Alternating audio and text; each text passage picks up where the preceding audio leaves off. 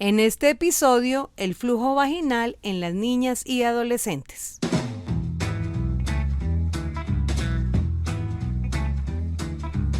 Bienvenidos a Dr. Rafita Radio.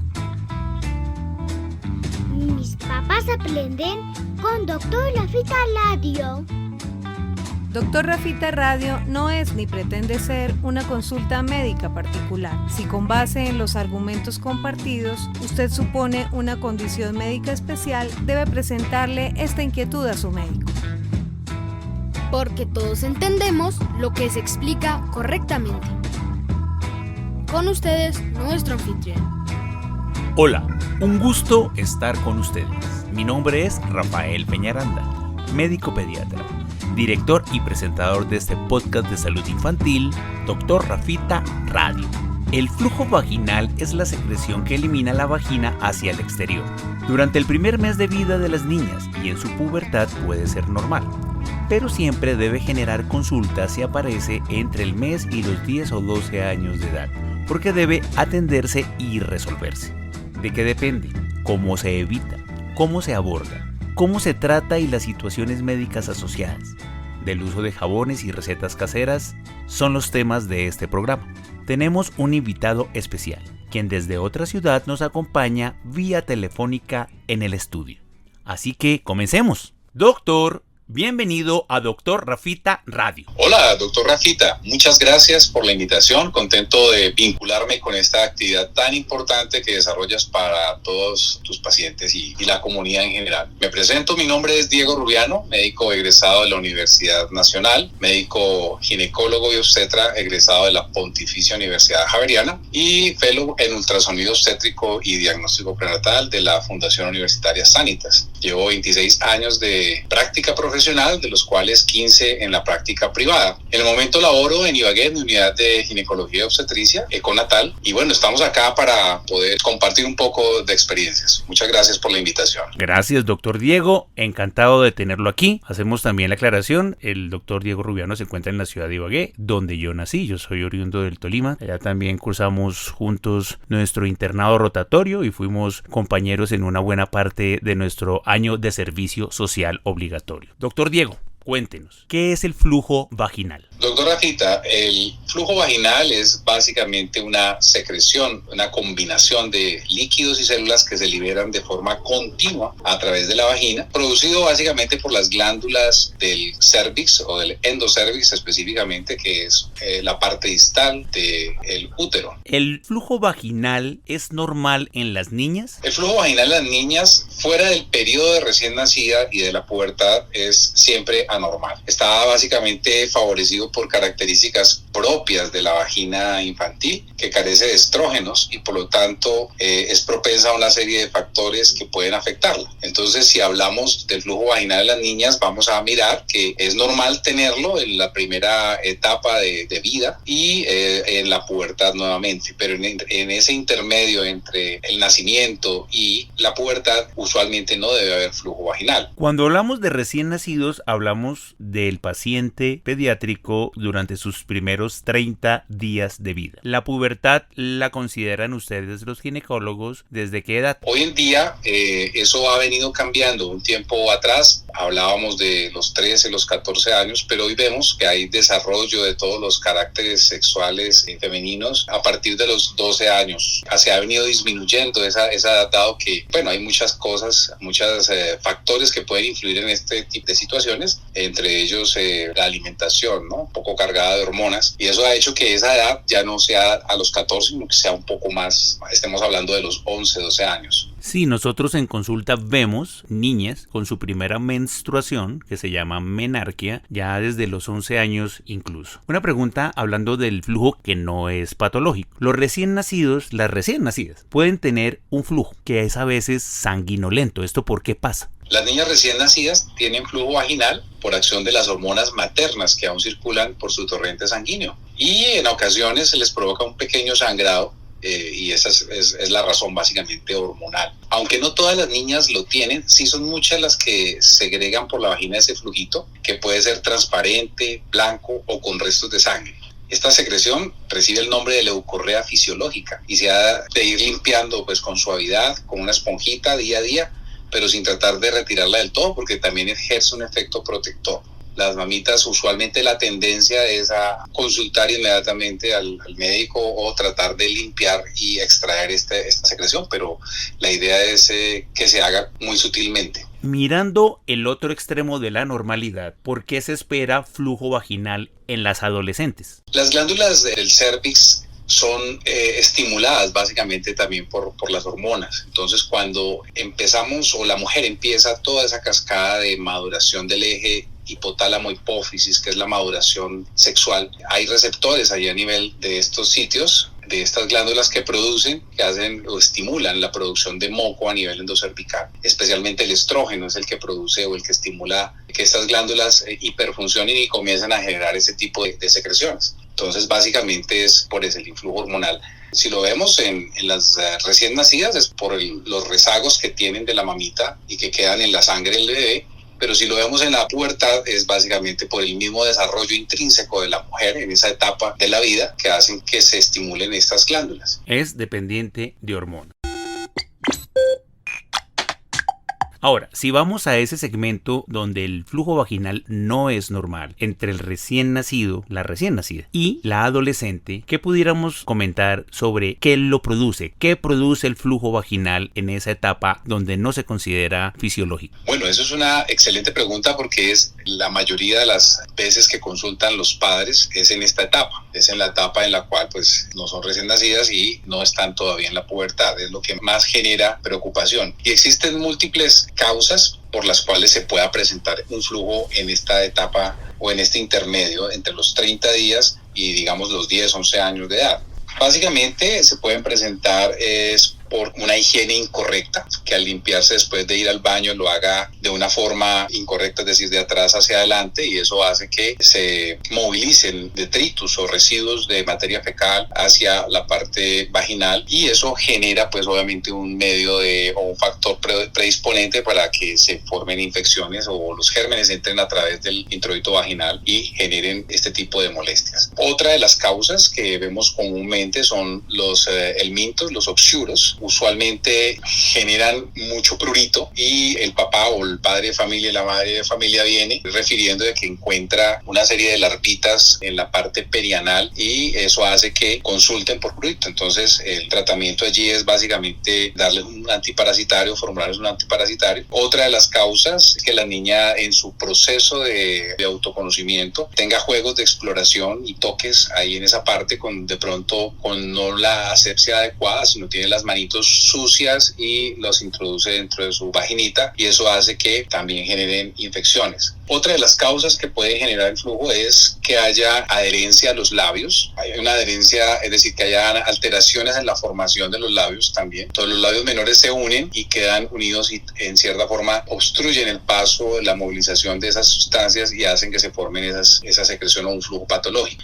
Este tratamiento básicamente es quirúrgico. Esto dentro de todas las cosas que se pueden presentar, pero la más fácil de corregir, la que más se presenta es la higiene, ¿no? O sea, contaminación bacteriana del área genital. Correcto. ¿Un flujo vaginal en las niñas puede producirles infección urinaria? Claro que sí, por la proximidad anatómica que hay entre el ano, la vagina y la uretra, es frecuente que se presenten infecciones urinarias a repetición y de hecho es una de las complicaciones a largo plazo que se pueden presentar. Las chicas o las niñas vienen con síntomas urinarios, ardor urinaria, ese es su primer síntoma. Y cuando ya vamos a revisar en todo el examen físico, pues encontramos estos detritus o estos residuos de materia fecal en el área perianal y vemos que hay una mala asepsia. Entonces, estas bacterias penetran directamente por la uretra de forma ascendente, ascienden hasta la vejiga e inflaman toda la mucosa vesical y generan pues la infección urinaria. ¿El flujo vaginal en las niñas puede producir dolor abdominal? Sí,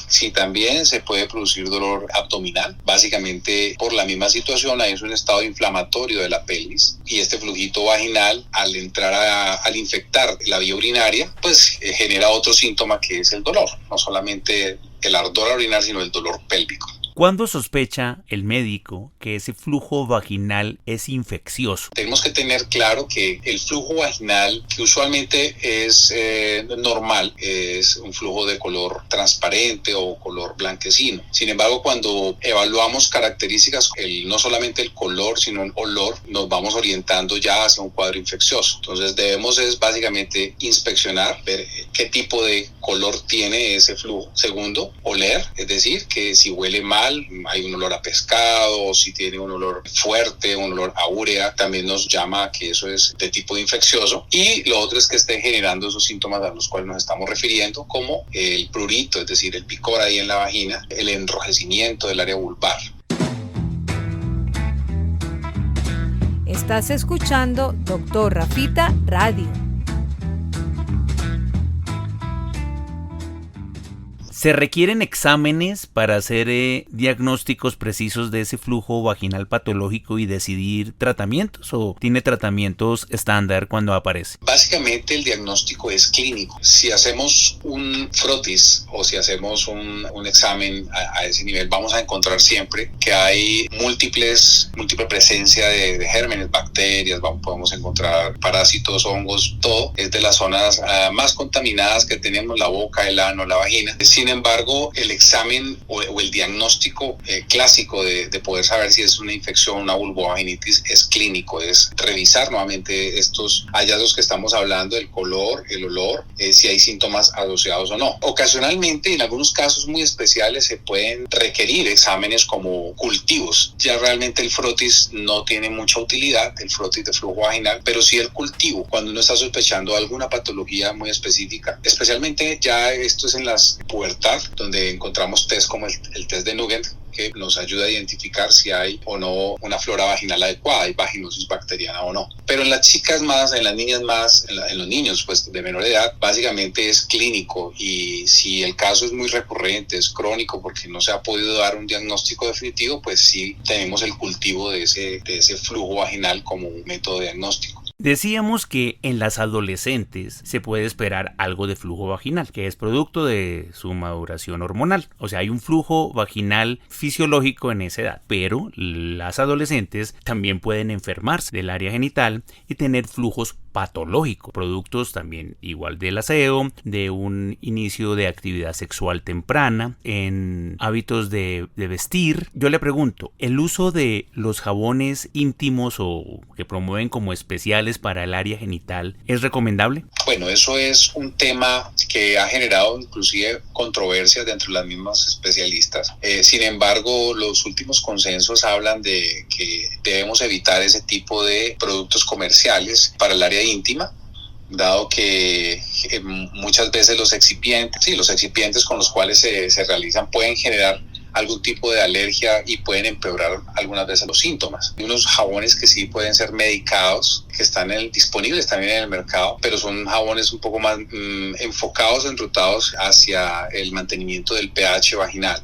Hoy en día vemos que hay muchas casas comerciales, pues obviamente sin decir nombres acá, que les interesa básicamente promover comercialmente su producto de compuestos que realmente pues no van a mejorar la higiene íntima, sino que lo que hacen es empeorarla. Entonces, lo ideal es que en estos casos pues puedan acudir a una consulta especializada, allí se revisa el caso y se define si hay necesidad o no y de qué tipo de jabón podría usar. Pero en general es eso. Se consideran o se aconsejan algunos emolientes y pues no vamos aquí tampoco a dar marcas ni nada de esas cosas, pero en general la respuesta a esta pregunta es evitarlos, así como las duchas vaginales y esas cosas en mujeres mayores o en mujeres púberes. En las niñas lo idealmente es que sea una excelente higiene con agüita y con algunas sustancias también que se utilizan como el ácido láctico, pueden mejorar en algunas circunstancias ese tipo de síntomas. ¿El uso de estrategias caseras como los lavados genitales con agua de caléndula o con agua con vinagre se recomiendan? Bueno, mira, eso son cosas, el término ancestral está hoy de moda.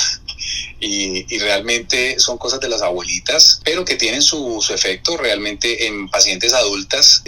sí hay algún tipo de pacientes que puedan mejorar con ese tipo de medidas. Sin embargo, no es para generalizar y globalizar pues todos los tratamientos de todas las chicas o las niñas que consulten por esto, pero pues eso tiene un sustento que es básicamente el cambio. Todo lo que cambie el pH y lo vuelva más ácido, eso va a mejorar muchísimo o va a prevenir la aparición de infecciones. Entonces, realmente la caléndula es un antiinflamatorio, se puede usar, y los vinagres, pues hay que tener mucho cuidado porque como no hay una preparación exacta, entonces la mamita de pronto le aplica 5 o 6 cucharadas de vinagre y a otra le aplica 2, le aplica 1, no hay una estandarización de eso, entonces por eso es que no se recomiendan como de uso masivo, pero en general se pueden utilizar con precaución y en dosis muy bajitas pueden ayudar a mejorar la parte de los síntomas. Básicamente es por eso, porque mejoran la parte del pH vaginal.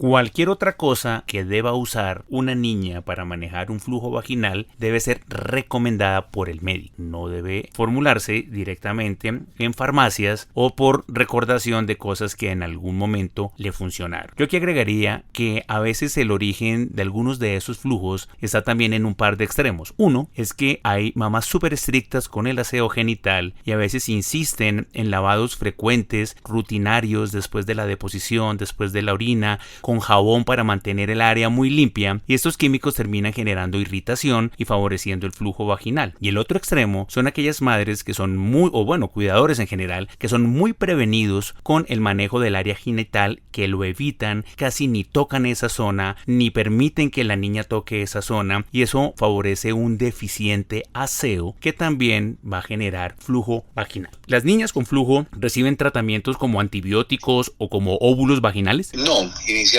no, realmente del sector que estamos hablando ahorita, de las pacientes que estamos hablando de la edad de entre los recién nacidas hasta los 10 años, no deberían usar ningún tipo de antibiótico, solo en caso de que fuera algo extremo, que tuviera una infección muy severa, o en general la mayoría de las veces mejora, básicamente como les decía, teniendo algunos hábitos de higiene, como los que hemos mencionado, también utilizar ropa interior de algodón que no apriete, por ejemplo, evitar el uso de suavizantes en la ropa, de productos químicos que pudieran provocar estas irritaciones. Todo eso, digamos, en pro de mejorar pues parte de higiene y sus síntomas, pero no se usan ni los óvulos porque obviamente no están indicados, y los antibióticos solo en caso de que se documente una infección urinaria asociada o que tenga algún eritema y se puede utilizar un antibiótico de pronto tópico. Algunas sustancias recomendadas son los corticosteroides y en casos muy muy puntuales. ¿Cuándo un pediatra que se enfrenta al flujo vaginal de una paciente debe remitirla al ginecólogo? Bueno, usualmente nosotros vemos las pacientes básicamente ya han pasado por médico general, han pasado por pediatra, y en esos casos cuando el pediatra tal vez ha hecho pues todo lo que estamos diciendo y no mejora la paciente, o sea el cuadro se vuelve crónico o está asociado a alguna otra circunstancia, como por ejemplo algún tipo de malformación en la vagina, como las adherencias de los labios menores, es allí donde realmente entra el ginecólogo a poder evaluar ese tipo de casos. También hay otras cosas que de pronto no se tocan, pero es importante cuando hay algún tipo de sospecha de manipulación, no por la paciente, no por la niña, sino porque hay algún tipo de agresión, pues, o que se pueda evidenciar algún tipo de agresión. De abuso, sí, de abuso. De abuso sexual, sí, correcto. Esa es la palabra. Doctor Diego, gracias por habernos acompañado en este episodio del podcast. Esperamos tenerlo nuevos capítulos para hablar de ginecología en niños, en niñas, que son de interés en la comunidad. Bueno, muchas gracias, doctor Rafita, por la invitación nuevamente. Definitivamente son temas muy, muy importantes. Son temas muy vigentes y en los cuales debemos pues apoyar no solamente a nuestros pacientes, sino también a todo el núcleo familiar, para que cada vez conozcamos un poco más y podamos actuar de la mejor forma. Importante es entender que cualquier duda que se tenga, siempre acudir al médico especialista en estos temas para poder resolver de una mejor forma cualquier situación que se presente con nuestros pequeños y nuestras pequeñas. Pues muchas gracias y quedamos atentos a poder vincularnos en otros episodios futuros. Y para cerrar, ¿dónde encuentran al doctor Diego Rubiano? Doctor Rafita, estamos ubicados en el Centro Médico Javeriano de la ciudad de Ibagué. Me pueden ubicar también por redes, en Instagram y Facebook como Rubiano Ginecología, ahí pueden ubicar y tenemos algunos información también que les puede ser útil. Bueno, un abrazo para todos y nos vemos en una próxima emisión de este su podcast. Dr. Rafita Radio es un podcast y un video podcast grabado en los estudios del Dr. Rafael Peñaranda, con la asistencia de la doctora Viviana Fajardo en la presentación, de Simón Peñaranda en la ingeniería de sonido y de Sara Sofía Peñaranda en el arte gráfico. Nuestra información en Facebook, Instagram y Twitter como Dr. Rafita y en LinkedIn como Rafael Peñaranda Suárez. Pueden visitar www.drrafita.com para encontrar todos los episodios del podcast, el material del canal de YouTube, los servicios y la conexión con todas nuestras redes sociales. La producción de este programa agradece permanentemente la asesoría del Dr. Jorge Enrique Zamora en Colombia y del Dr. José David Gámez en los Estados Unidos de América. Un abrazo para todos y nos encontramos en la próxima transmisión de su podcast.